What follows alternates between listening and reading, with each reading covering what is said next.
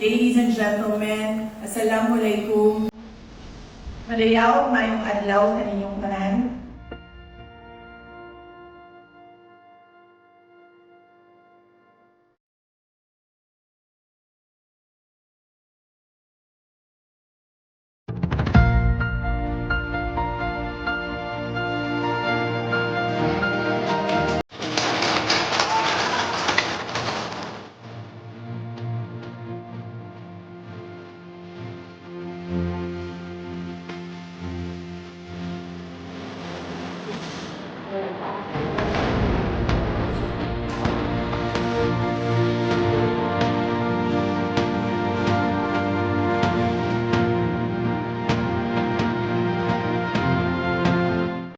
Yung pang araw-araw lang po na gamot, malaking bagay na po yun, malaking tulong na po.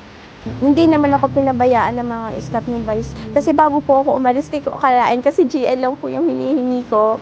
Pero binigyan po nila ako ng wheelchair. Ito nga. Once na client ka pumasok sa kanila, i-entertain ka talaga, hindi ka magtatagal. Vice President Sara, maraming salamat sa programa mong ito. Sana ho magtagal pa at bigyan pa po